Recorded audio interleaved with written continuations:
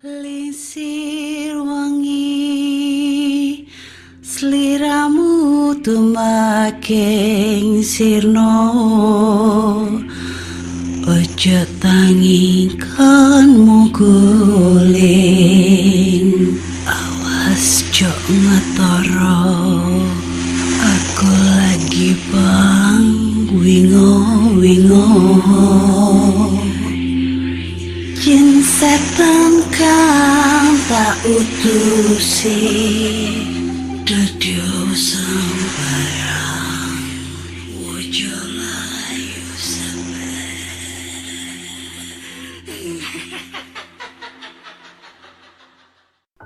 Hai Re, ya apa kabar?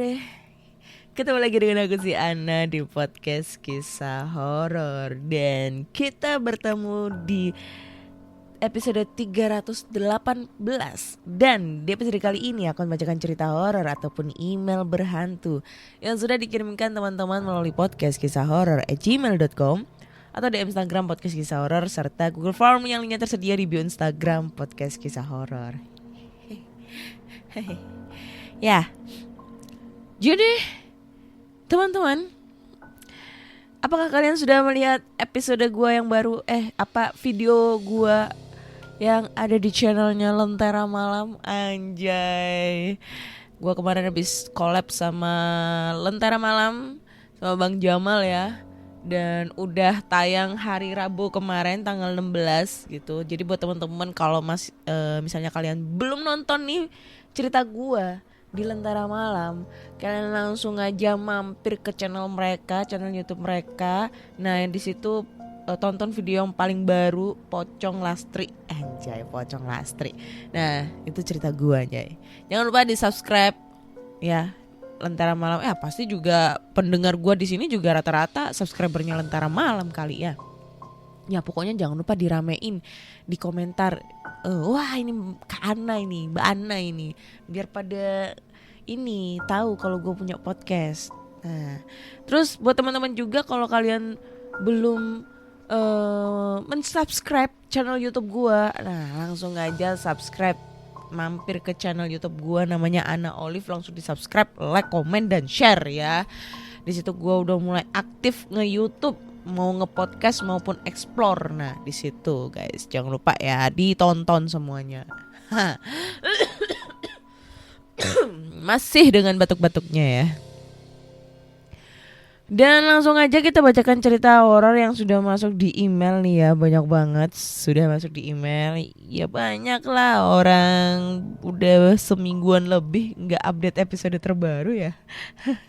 Banyak yang protes gitu, anjay. Dan langsung aja kita bacakan cerita horor. Dan kali ini cerita masuk datang dari Akbar. Oke. Judulnya adalah Pengalaman Menegangkan di Jambi. Anjay. Hai, perkenalkan namaku Akbar dari Riau. Tepatnya di daerah Duri Riau. Saya mau berbagi cerita pengalaman horor saya bersama teman saya berdua yang bernama Yoga di salah satu perkampungan di daerah Jambi. Dimulai hari itu pada tanggal 22 Juli 2018. Teman saya yang bernama Yoga yang sebelumnya berada di Jambi pulang ke Duri, kampung halaman kami. Disitulah si Yoga ini datang ke rumah saya. Cerita-ceritalah panjang lebar kan, dan sempat juga kami keluar berjalan-jalan menikmati kota Duri, Riau pada malam itu tanggal 23 Juli 2018. Beberapa hari kemudian, tepatnya pada tanggal 27 Juli 2018, Yoga menelpon saya. Kira-kira isi percakapannya seperti ini. Halo, Dan. Di mana Dan? Woi, komandan nih panggilnya. Di rumah aja nih. Ada apa tuh? Ini mau ngajakin ke Jambi kerja, ikut aku, mau nggak? Kebetulan rekan kerjaku di sana berhenti, jadi aku nggak ada teman. Oke lah, aku pikir dulu ya. sekalian tanya dulu sama mama. Soalnya tahulah kan, di rumah aku yang paling besar, adik-adik aku kecil semua. Oke lah, aku tunggu nih kabar selanjutnya. Oke. Beberapa jam kemudian, saya pun menyetujui untuk ikut dengan yoga ke daerah Jambi. Oh ya, di sini kami berdua berangkat untuk bekerja di salah satu rumah warga pembuatan tahu di daerah Tanjung Jabung Barat. Kalau di daerah situ perkampungannya daerah persawitan. Jadi untuk nama-nama tempatnya biasa disebut SP. Dan tempat tujuan kami ini terbilang jauh juga, masuk ke dalam jalan sawitan yang bisa dibilang menyeramkan untuk orang yang belum pernah ke sana. Jadi berangkatlah kami pada tanggal 29 Juli 2018. Nah, berangkat kami, terus kita tiba itu tanggal 30 Juli 2018. Sampai kami di Jambi, dijemputlah oleh abang tirinya si Yoga, teman saya tadi. Kira-kira kami sampai subuh setelah 1 jam perjalanan jauh dan melakukan menuju rumah abangnya si Yoga ini. Akhirnya sampai juga. Saat sampai di situ, saya sempat bercerita dengan Yoga. Kira-kira saya bilang seperti ini ke Yoga. Yok, ini yang betul kita tinggal di sini. Sinyal HP nggak ada, tempatnya serem, tempat hiburan pun nggak ada. Alah, tenang. Di sini tempatnya tenang kok. Kalau hiburan nanti main ke Simpang Trans sana sama main PS3. Ya udahlah, aturlah. Nah, sekilas info ya. Di daerah tempat kami berada ini jauh masuk ke dalam Tanjung Jabung Barat, arah PT Triplek di daerah tebing tinggi Jambi. Dan daerah tempat kami tinggal tersebut benar-benar seperti di tengah hutan. Bahkan sinyal Telkomsel pun itu susah sekali dapatnya. Bayangin coba gimana tersiksanya aku pada saat itu di daerah tersebut. Singkat cerita, 2 hari bekerja di situ, ternyata hari Minggu itu libur. Jadi setelah 2 hari bekerja, saya mengajak Yoga untuk membawa saya keluar main-main dulu. Karena di tempat kami bekerja sangat membosankan. Jadi tepat hari itu pada Sabtu dan malamnya hendak malam Minggu. Selesai bekerja jam 5:30 sore, kami pun mandi dan siap-siap berencana untuk keluar menghilangkan bosan pasca bekerja. Semua cerita-cerita seram berawal dari sini. Malam itu kami berangkat jam 8 malam selepas sholat Isya, menggunakan motor Beat putih milik anak bos kami. Kami pun berangkat. Namun cuaca pada malam itu kurang terlalu mendukung. Karena dari siap maghrib hujan gerimis terus turun tanpa henti.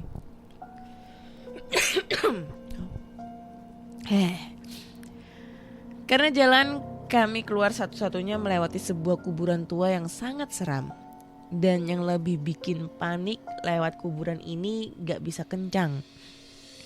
Karena posisi kuburannya di peta 4 tepat di tengah jalan. Peta 4 tengah jalan, gimana itu maksudnya? Yang alhasil kami harus memutari kuburan untuk sampai ke jalan atas. Jadi kami seperti di sebuah segi 4 yang gak bisa lewat jalan lain. Terdapat 3 belokan ke kanan untuk sampai ke jalan rute tujuan kami melewati kuburan. Oh, kayak ngelewat tengah-tengah kuburan gitu ya, jalanan. Iya ya, tahu. Saat perjalanan pergi, itu dirasa aman-aman aja. Gak ada kendala dan gak ada gangguan apapun. Singkat cerita, sampailah kami di tempat rental PS daerah Simpang Trans yang saya udah sebutkan tadi. Mainlah kami berdua 1 jam. Namun kami tidak dapat bermain lama karena hari sudah menunjukkan jam 9 lewat. Dan hujan pun tak kunjung reda. Takut nanti makin malam, akhirnya tidak sampai sejam kami berdua memutuskan kembali ke rumah tempat kami bekerja. Di sini, gangguan sudah mulai kami alami. Perjalanan pulang itu di daerah jalan persawitan yang gelap sekali. Hanya ada pohon sawit yang tinggi menjulang di arah kiri dan kanan kami. Saat mulai masuk ke jalan tanah tersebut, saya membakarlah tuh satu batang rokok. Nggak lama kemudian tiba-tiba saya merasakan keanehan. Namun awalnya saya tidak berani bercerita ke teman saya. Takutnya teman saya ini jadi panik. Karena di sini kami berdua penakut. Selang beberapa waktu yang saya rasa ini memang udah ada yang gak beres. Kemudian akhirnya aku ngomong nih ke Yoga. Yok, perasaan kita kok gak sampai-sampai ke simpang SP8 ya? Tadi kita perginya gak selama ini kan? Ucap saya. Mendengar ucapan saya, si Yoga langsung bilang, "Diam aja lah kau, jangan bilang-bilang." Begitu ucap Yoga. Soalnya merasakan waktu yang lama tersebut, saya benar-benar ketakutan. Karena sama sekali tidak ada orang di sana. Hanya gerimis serta sawit-sawit tinggi dan sangat gelap. Di situ saya mencoba istighfar dan berdoa. Akhirnya kami memutuskan berhenti dan membakar 3 batang rokok sambil minta maaf dan izin mohon jangan diganggu kepada penghuni tempat tersebut. Saya sempat beberapa kali hampir berteriak karena mendengar suara-suara aneh dari kegelapan sawit. Akhirnya 5 menit kami berhenti, kami akhirnya jalan lagi. Dan alhamdulillahnya akhirnya kami menemukan dan sampai di jalan setapak. Kali ini beda. Tadinya kami melewati jalan yang kanan kirinya ini sawit. Sawit. Sekarang kami akan masuk ke dalam perkebunan sawitnya. Karena mana tadi? Oh nih, karena jalannya memang hanya itu. Dan kami masuk jalur perkebunan itu sekitar jam 11 malam. Dengan kondisi jalan yang licin dan disertai hujan gerimis yang bisa dibilang bertambah deras. Awal masuk perkebunan itu saya langsung baca doa dalam hati karena takut. Soalnya saya belum pernah masuk ke tempat-tempat seperti ini seramnya. Saat kami berdua sudah hampir keluar dari dalam perkebunan sawit, saya mendengar suara seperti tikus yang sangat jelas terdengar menyeramkan. Sambil motor terus berjalan, saya lihatlah ke sekeliling saya. Saya jelas melihat sosok putih, kuntilanak, sedang terbang tertawa tepat di atas kami, yang sedang melayang dekat pohon sawit. Spontan dengan wajah pucat ketakutan hampir beberapa menit saya benar-benar terpaku tidak bisa berbicara. Kaki bergetar hebat karena ketakutan. Soalnya jarak kami berdua dengan sosok itu sangat amat dekat. Setelah beberapa saat akhirnya saya bisa berteriak sekencang-kencangnya di dalam perkebunan tersebut. Saya berteriak kepada Yoga. "Yok, cepet Yok. Kenceng bawa motornya, cepet, ada kuntilanak." Sambil saya mengucap Allahu Akbar, Allahu Akbar. Dan terus menutup wajahnya dengan baju dan tangan. Si Yoga yang bingung gak tahu apa-apa akhirnya berhenti sebentar dan nanya ke saya. "Ada apa? Lihat apa kau? Jangan bikin takut lah." Dan anehnya si Yoga ini sama sekali tidak tahu sosok yang saya lihat tadi. Singkat cerita, kami putuskan untuk lanjut lagi. Mana nih? Tibalah kami sampai di kuburan yang kami lewati sebelumnya. Di sini Benar-benar yang paling menyeramkan hingga kami berdua nyaris jatuh ke jurang sebelah kiri kami yang tingginya berkisar 18 meter ke bawah. Awalnya masuk ke jalan kuburan tersebut kami izin, tapi justru itu malah membuat pikiran kami jadi entah kemana-mana. Malah jadi mikir serem. Belum lagi kuburan di situ terbilang besar, menyeramkan, karena semuanya gelap. Namun ada lampu terang menyinari kuburan tersebut. Bahkan jalan saja tidak terlihat jelas. Namun kuburan itu terlihat sangat terang akibat lampu itu. Sampainya kami di pertengahan kuburan tersebut, tepatnya kuburan sebelah kanan kami dan jurang tadi seperti tebing itu dan sebelah kiri kami. Disitulah hal mengerikan terjadi. Terdengar suara wanita berteriak sekencang-kencangnya, yang asal usulnya suaranya kami tidak tahu dari mana. Mendengar itu saya pun sontak kaget ikut berteriak. Akibatnya Yoga pun refleks ketakutan menaikkan gas motornya yang mengakibatkan kami pada kecepatan lumayan tinggi di penurunan terjal berbatu licin yang juga disertai hujan. Karena banyaknya batu-batu kami berdua terlempar di atas motor. Motor saat itu hampir kehilangan kendali yang arahnya menuju jurang tersebut. Untung Yoga bisa dengan tepat waktu bisa mengendalikan laju motor tersebut. Karena kuatnya hempasan-hempasan tadi kami melihat cincin sok belakang motor tersebut retak, hampir patah, yang membuat saya dan Yoga sangat panik mengingat perjalanan kami belum sampai-sampai. Akhirnya kami lanjutkan untuk memutari kuburan tersebut agar sampai ke jalur jalan pulang ke tempat kerja kami. Saat kami memasuki belokan kedua kuburan, di sini posisinya menanjak dan licin. Jadi jika banyak gasing terpaksa saya harus turun dari motor dan membantu mendorong agar motornya bisa jalan. Di belokan kedua ini Yoga berteriak kencang karena ada sosok hitam besar tepat di bawah pohon salah satu kuburan di situ. Yoga sontak loncat dari motor dan ikut dorong motor sambil ketakutan. Di sini posisi kami berdua sampai baju sudah berlumpur karena kondisi jalan yang sangat berlumpur. Saat kami berlari ke atas dan terus berdoa, sampailah kami di belokan ketiga. Di sini kami berdua benar-benar dikagetkan oleh sosok seperti pocong yang melayang tepat di jalur yang akan kami lewati. Melihat hal tersebut, kami berdua duduk lemas tepat dekat kuburan.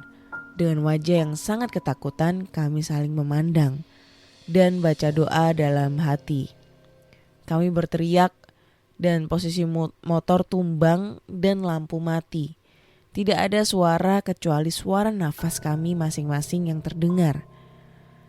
Tidak lama, sosok tersebut akhirnya menghilang dan akhirnya kami coba mendorong motor tersebut berdua. Tepat sampai di jalur itu akhirnya kami menaiki motor tersebut. Disinilah kami benar-benar merasa kalau kami sedang diteror. Tiba-tiba motor kami mati di tengah sawitan yang sangat gelap. Bahkan lampu saat motor on pun bisa mati. Kami berdua benar-benar keheranan dan sangat ketakutan saat itu.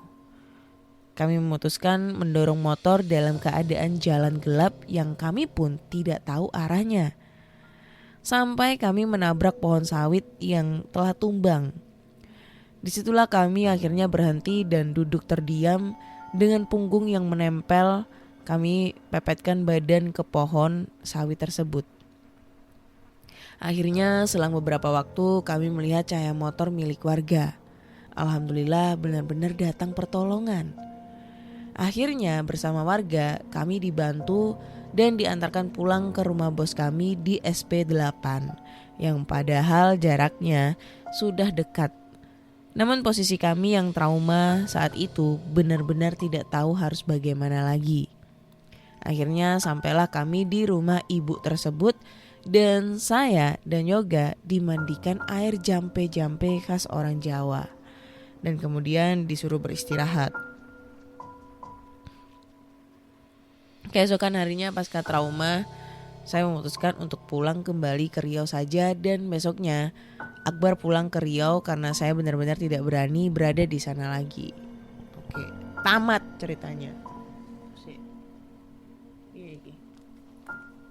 Cerita tentang pengalaman si siapa nih namanya? Si batuk guys, si Akbar diteror penunggu setan kebun sawit. Ya sebenarnya sih diganggunya cuma muter-muter, diputer-puterin doang gitu, nggak yang se ekstrim gitu kan. Cuma ya emang kalau masih misalnya gue ada di posisi dia juga gue bakal takut anjir. Malam-malam nggak ada orang, terus diputer-puterin di jalan itu, mana di kebun, terus di makam lagi, anjir.